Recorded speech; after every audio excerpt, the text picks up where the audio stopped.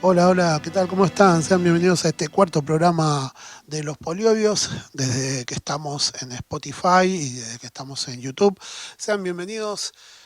Hoy cambiamos la obra, ¿sí? De Trashumantes de el autor Diego García Ríos. Nos vamos a un policial de los años 50. Estamos hablando de La niebla en el puente Tolbiac, de Leo Malet. Y bueno, elegimos esta novela, vamos a estar muchos programas, es decir, varios, así que prepárense para varias lecturas y varios capítulos del Poliobios en este segmento leyendo La niebla en el puente Tolbiac de Leo Malet, bajo los objetivos que siempre y las premisas que siempre hago mención, que es el objetivo es eh, leer obras completas, para combatir eso de que la literatura hoy en día o los análisis o el top 5, el top 10 son videitos de 5 minutos, de un minuto, de 30 segundos, diciendo, bueno, esta obra es esto. Y bueno, justamente en contraposición a esa visión de la literatura light, basada en un eslogan, nace Poliobiociclo de lectura. Leemos obras completas. Completas, somos audiolibros. Soy un audiolibro que leo y bueno, vamos por parte. Por parte. Otro de los objetivos que tenemos es dar a conocer obras que no están en internet, que no están, por ejemplo, el audiolibro no se encuentra en YouTube o en Spotify o no hay mucho tampoco, eso es otra. Puede haber algo, pero no mucho. Y por eso justamente hoy recurrimos a Leo Malet y La niebla en el puente de Tolbiac y vamos a seguir buscando libros que no están. Tercero, tiene un pensamiento, en este caso, en contra del actual sistema. Las obras vamos a tratar de que sigan ciertos lineamientos, no siempre, pero cierta repulsión o cierto rechazo al capitalismo, o al actual sistema hegemónico. Siempre vamos a buscar obras que tengan quizás que ver con el anticapitalismo, eh, eh, más que nada. Entonces, esta obra justamente recoge un poco de eso. Por eso justamente la traemos. Así que esos son los objetivos de Poliobios, ciclo de lectura, y arrancamos hoy con Leo Malet, de quien obviamente cuesta conseguir obras. Estuvimos buscando también de Ernesto Herrera, estuve buscando libros de Ernesto Herrera, y también no fue la excepción. No se encuentra, no encontré digitalizado. Para hablar de Leo Malet, nació en Montpellier, recibió escasa formación sistemática y ya en 1925 comenzó a trabajar como cantante de cabaret en la Palais en Raguier de Montmartre, París. En los años 30, 1930, se alineó a los surrealistas y fue amigo cercano de André Breton, René Magritte, Yves Tanguy, entre otros. Durante estos años publicó varios trabajos de poesía. Murió en un pequeño pueblo de Chantillon situado al sur de París, donde vivió muchos años. Eh, Murió a los 87 años. La novela que traemos para ustedes, ahí les voy a contarle un poquitito de qué va, cuál es el argumento. Se llama La niebla en el puente de Tolbiac, ambientada en el distrito 13 de París. ¿Qué es el distrito 13 de París? Bueno, es uno de los 20 distritos de París que está situado en la margen izquierda, inclusive ahí en las imágenes random que ustedes pueden observar, está una de las imágenes que explica en dónde está ubicado, así que lo van a ver ahí girando constantemente. Y tiene que estar relacionado justamente con de los obreros, es decir, en ese distrito vivían muchos obreros y bueno, uno de ellos es un anarquista y bueno, no les quiero adelantar mucho. Vamos a la sinopsis de la obra, que es en un reel, verían esto nada más, ¿no? Y la idea es compartir obras completas aquí de los Poliobios. Ambientada en el distrito 13 de París de los años 50, en un país sacudido por los ecos de la guerra de Argelia, que está recuperando todavía de la Segunda Guerra Mundial, Niebla en el puente de Tolbiac es la historia de un atentado anarquista no cometido y de ideales revolucionarios traicionados. Voy a poner el anteojo, disculpen. Abel Benoit, un viejo anarquista, muere en el hospital tras ser víctima de una misteriosa agresión. Pero antes de su muerte consigue ponerse en contacto con el detective privado Néstor Bruma, quien emprenderá una investigación que le llevará a recordar su adolescencia de joven libertario, perdido en el París de entreguerras, y comprobará que a veces el pasado es un hueso duro de roer. Inspiradas en los recuerdos juveniles de Leo Malet, quien había frecuentado círculos anarquistas. Niebla en el puente de Tolbiac está considerada como una novela clásica de la literatura policíaca mundial y como la mejor de su autor, profundo conocedor de su ciudad y de las flaquezas propias y ajenas. Malet crea en Bruma un alter ego escéptico, socarrón y honesto, cuya figura influirá en algunos de los personajes creados por los maestros posteriores del género. Bueno, vamos a empezar entonces con la lectura.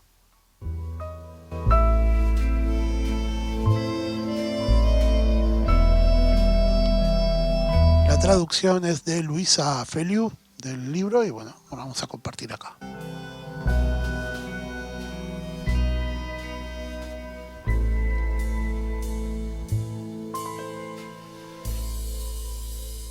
Capítulo 1. Camarada Burma. Me estaban haciendo la revisión del coche en el taller, de modo que tomé el metro. Hubiese podido parar un taxi, pero todavía faltaba un mes y medio para el aguinaldo. Caía un sucio sibirí y en cuanto empieza a llover los taxis escasean.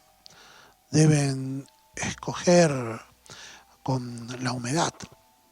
No se me ocurre otra explicación. Y cuando deja de llover, no van en la dirección que al cierre le gustaría, que al cliente le gustaría. Para este último fenómeno carezco de explicaciones, pero en cambio los taxistas las tienen excelentes. De modo que tomé el metro.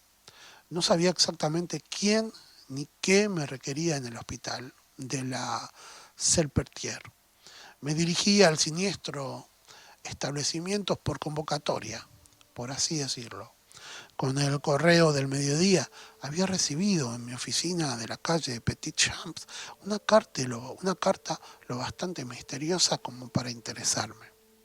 Esta carta, que había leído y releído, volví a leerla también en el vagón de la línea Eglis de Patton Place de Ital, que me llevaba al hospital. Y decía así: mi querido camarada, me dirijo a ti aunque te hayas metido a policía, pero un policía un poco especial y como, además, te conocí de niño. Firmaba la carta un tal Abel Benoit. ¿Abel Benoit?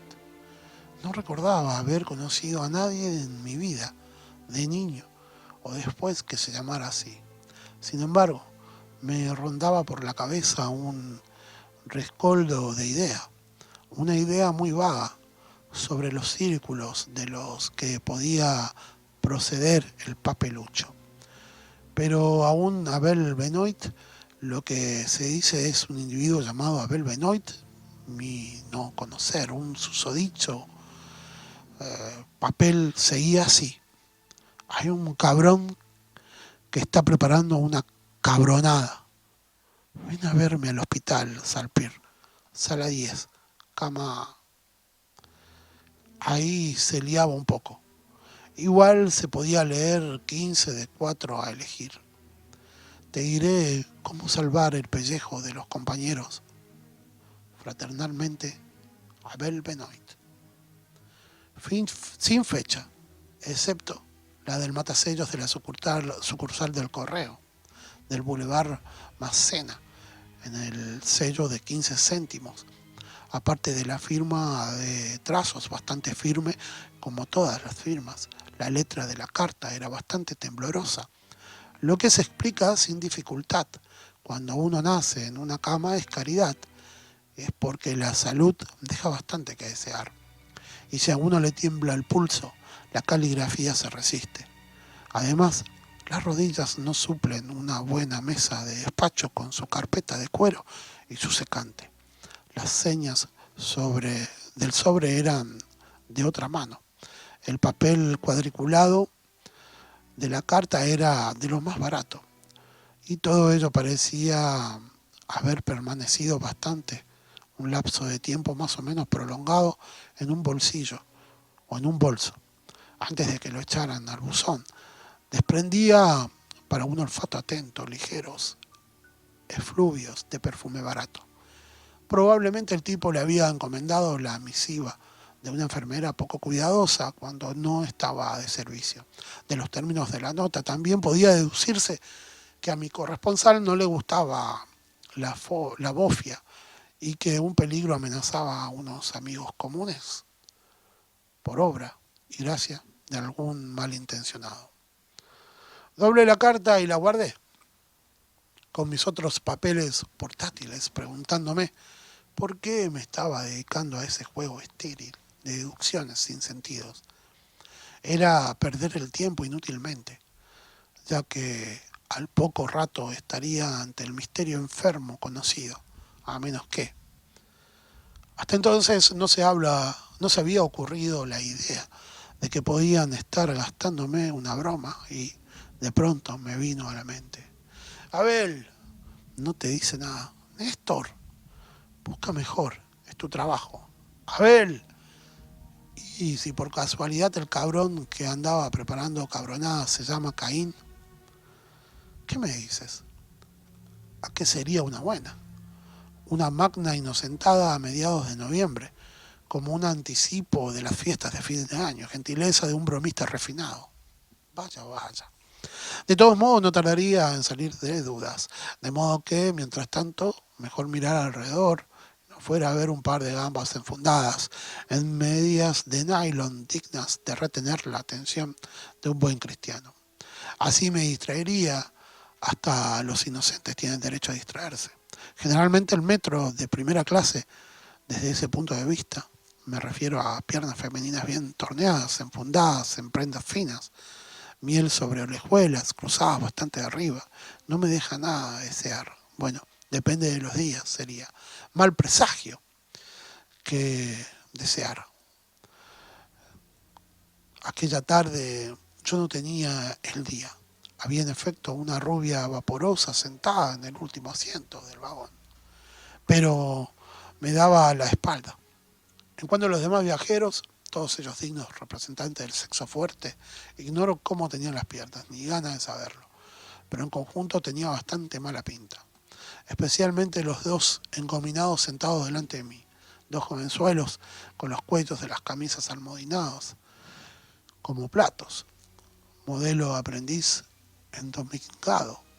Parte de aquel vagón de primera había sido descalzado a segunda mediante una mampara de cristal, y aquel par no le quitaba los ojos, con sus cabezas de mediocres ciudadanos muy cerca de una a la otra, dándose codazos de vez en cuando como dos perfectos patanes, y soltando risitas tontas por los vaginis o haciendo muecas grotescas a faltas de ocupaciones más interesantes. Quizás también ellos fueran de camino a la Sapertier, en cuyo caso sería para que le aplicasen algún tratamiento. Lástima que el profesor Charcot muriese en 1893.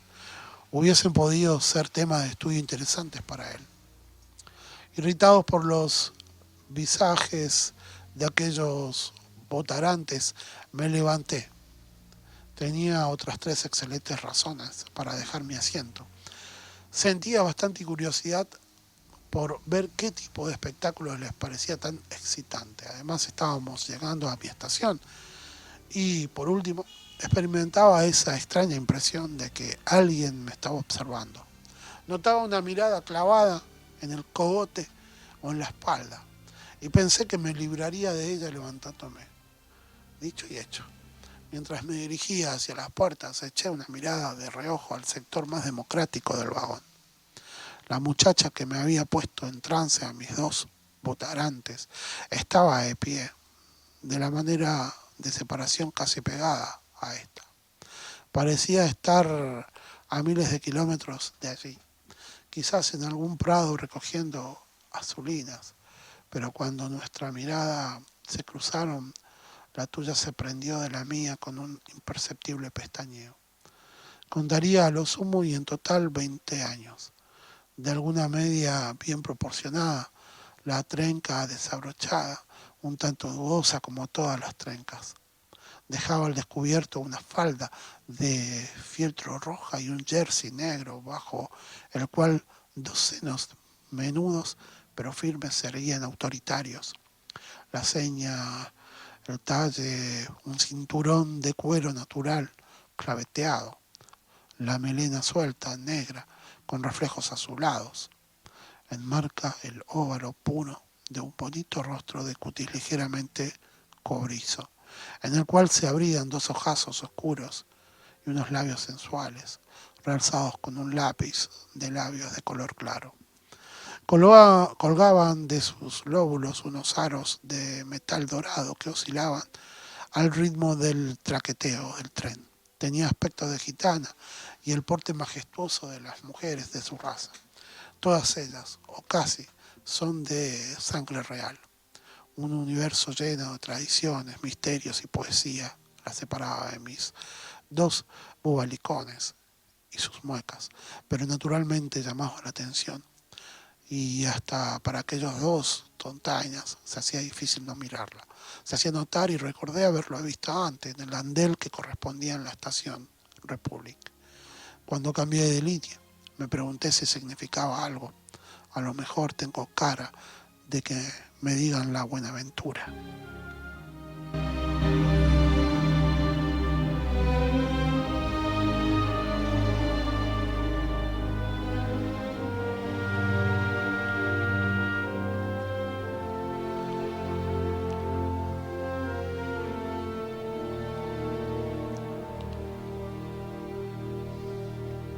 El traqueteante metro se saltó la estación Arsenal, que estaba cerrada al público de la guerra.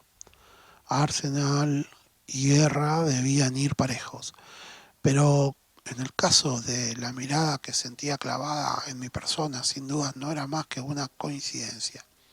El tren surgió de las profundidades subterráneas, poco antes de llegar a Quidri-Rapet y franqueó la pasarela colgante, paralela al puente Morant, tenía por encima de la última esclusa del canal de Saint-Martin. Paró delante de unos muros grises y húmedos, escupió unos cuantos pasajeros, engulló a otros pocos y arrancó con chasquido de puertas tras un breve pitido, unos metros más bajo tierra para pasar bajo el puente de Austerlitz y el tren, de nuevo por la superficie. Tomó la curva y rodeó los edificios de ladrillo del Instituto Forense, siniestros, solo por la idea de que ellos nos hacemos, pero de aspecto tan pimpante y jovial como el del propio doctor Paul, sumo sacerdote del lugar, y emprendió con un rugido el viaducto metálico que cruza el Sena, con con la pipa en una mano y la petaca en otra. Contemplaba el paisaje exterior que desfilaba ante mi vista, pero seguía sintiendo fija en mí la mirada de la joven gitana. El río traía aguas plomizas, una niebla todavía tímida, pero que seguramente no tardaría demasiado en afirmarse. Empezaba a subir el agua, un carguero con bandera británica que estaba amarrado en en el puerto de Austerlitz, y varios fornidos marineros faenaban en cubierta bajo la fastidiosa llovizna que seguía cayendo en el cielo encapotado. Un poco más allá, hacía el puente de Bercy, una grúa esquelética que giraba sobre su eje como un maniquí, estrella representado, un nuevo modelo.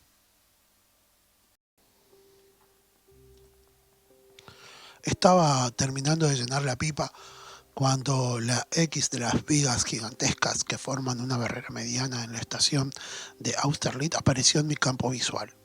sobre el borroso decorado de la perspectiva de vías de la línea de Orleans, y el metro se inmovilizó con un sordo chirriar de frenos.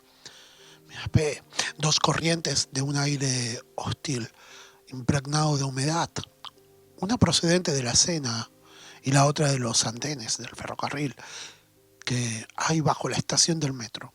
Formaban remolinos de papeles abandonados.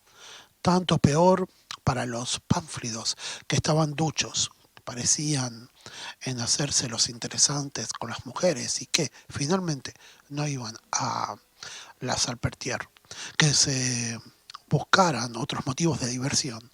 La gitana también se había pegado de su vagón, si no me estaba siguiendo. Lo fingía a la perfección. De hecho, me precedía, pero a veces se sigue así a la gente. Sin embargo, no me parecía que se tratase de una colega detective de raza calé. La vi cortar las oleadas de viajeros y dirigirse al pleno de la red con un paso ágil y airoso de bailarina, indiferente a la curiosidad generalizada que suscitada. La falda del fieltro que se movía al suave y armonioso balanceo de sus caderas sobresalía de la trenca algo corta y rozaba las confortables botas de cuero marrón, elegantes a pesar de los tacones bajos que calzaban sus pies menudos. Se plantó delante del plano y simuló examinarlo, pero no parecía natural. El metro arrancó de nuevo. Llegó otro por la vía paralela. Paró y arrancó a su vez, comunicando vibraciones a las suelas de mis zapatos. En la cabina del jefe de estación se oyó la campanilla del teléfono. Encendí la pipa. Nos habíamos quedado solos en el andén, los viajeros que se habían apeado del metro que nos trajo hasta allí. La mayoría de personas iban a visitar a algún enfermo en Salpêtrière. No se habían entretenido en la estación y el funcionario encargado de dibujar en una regadera unos primosos ochos, parte en el suelo y parte encima de los zapatos del honorable. Todavía no había empezado su turno de servicio, quizás precisamente porque el andén estaba despierto. Me acerqué a la hermosa muchacha. No debía de haberme perdido de vista, ya que apenas nos separaba 2 pasos, se dio vuelta y me miró de frente. No me dejó abrir la boca. Atacó la primera. Usted es Néstor Bruma, ¿verdad? Sí. ¿Y usted? No vaya, me dijo por toda respuesta. No vaya, es inútil. Su voluptuosa voz, algo ronca, tenía un deje cansado y melancólico, una tristeza infinita, un, un amago de miedo, quizás, y se adivinaba en sus pupilas marrones, oscuras, con chispa de oro. ¿Que no vaya a dónde? Pregunté. ¿Dónde está yendo? Bajó la voz. A ver, a Albot Benoit. Es inútil. El viento jugueteó con el mechón rebelde que le tapó un ojo. Con un gesto rápido de la cabeza, echó hacia atrás su espesa melena negra con dobles aros de metal que le adornaban las orejas y entrechocaron, y el mismo olor a perfume barato que impregnaba la carta que había recibido a mediodía inundó el aire. Inútil, dije. ¿Y por qué? Tragó saliva con esfuerzo. Se le tensaron los músculos del cuello. Hinchó el pecho, con lo que le quedó aún más tirante la lana del jersey. Murmurando pronunció 2 palabras casi inaudibles. 2 palabras que he oído con frecuencia en mi trabajo. 2 palabras que forman el telón de fondo habitual en mis aventuras. 2 palabras que adiviné más que escuché cuando las formaron. Sus labios que le hice repetir. No sé por qué. Ha muerto, dijo. Me quedé silencioso. Un momento. De abajo subió el tintineo característico de las bocinas de los carros de equipaje que accionaban los empleados de la CNCF. Ah, dije al fin. De modo que no era una broma. Me miró de hito en hito apenada. ¿Qué quiere decir? Nada, siga. Eso es todo. Negué con la cabeza. No, me ha dicho demasiado o demasiado poco. ¿Cuándo murió? Esta mañana. Quería verle, pero no le ha dado tiempo. Yo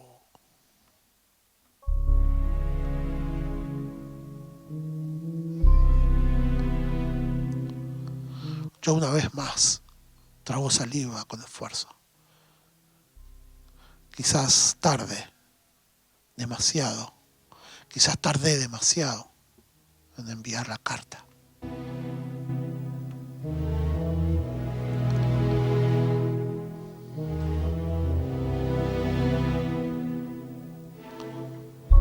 Maquinalmente llevó la mano al bolsillo de la trenca. Tumba de mensajes urgentes, sacó un paquete de glus arrugado y volvió a guardarlo sin sacar ningún cigarrillo. Hizo que me acordase de la pipa que había dejado apagarse. No volví a encenderla y la hice desaparecer. ¿La carta fue usted? Sí. Y si la entiendo bien, me ha seguido desde que salí de la oficina para venir aquí. Sí. ¿Por qué? No lo sé. Quizás para cerciorarse de que respondía a su llamada. Quizás. Un tipo asomó en lo alto de la escalera de correspondencia y se puso a deambular por el andén mirándonos con disimulo. Hemos ido juntos desde que tomé el metro en Bourse. Si sabía que estaba muerto, ¿por qué no me lo dijo antes? ¿Por qué ha esperado a que estuviese tan cerca de mi objetivo?